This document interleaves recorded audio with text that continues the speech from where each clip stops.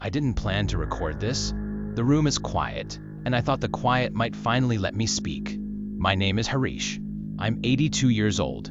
I've lived long enough that most days feel like echoes. Sounds arrive late. Feelings linger longer than they should. There's a name I haven't said out loud in many years.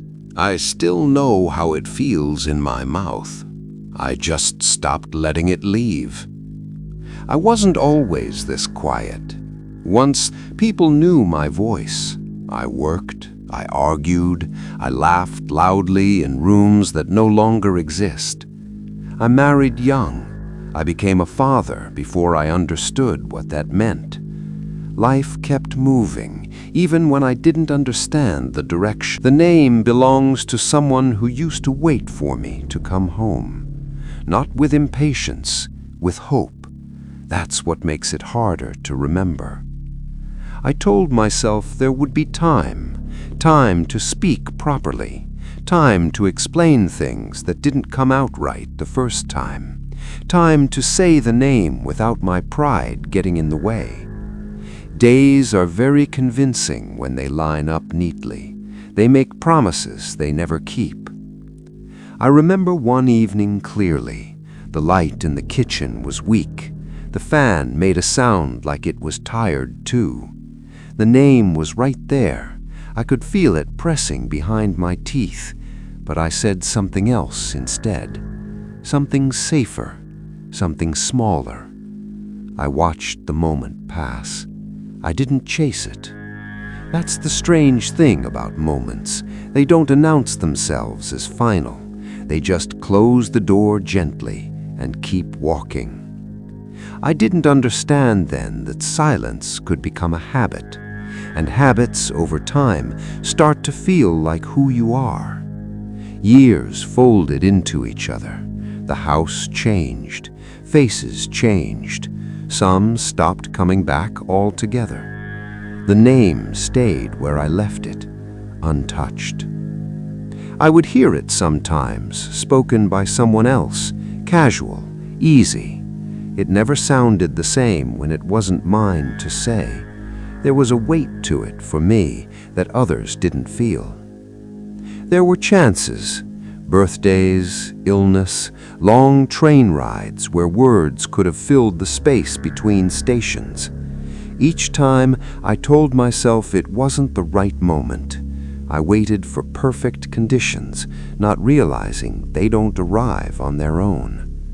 I thought restraint meant strength. I confused distance with dignity. One winter, I stood in a hospital corridor, holding a paper cup of tea I didn't drink.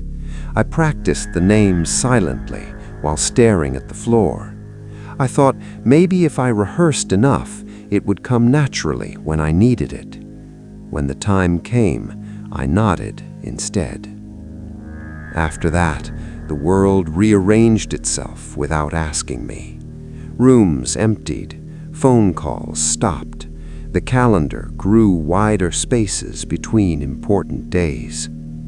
Now, at this age, memory doesn't knock, it just walks in. Sometimes it sits beside me without saying anything.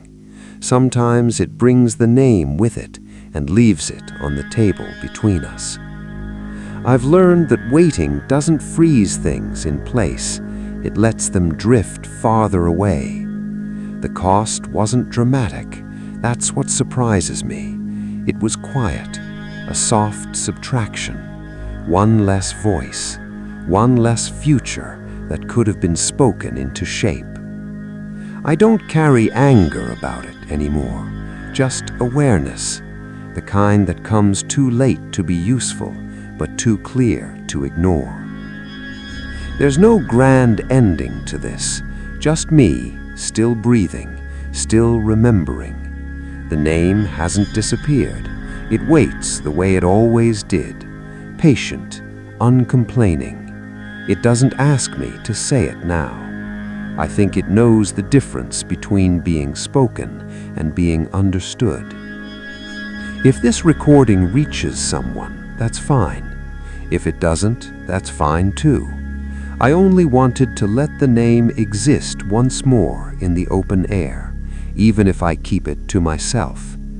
Sometimes that's all we can do near the end, acknowledge what stayed with us when everything else moved on. If this stirred something in you, you don't have to explain it. You can just sit with it for a moment, or leave a quiet thought behind, or simply stay a little longer.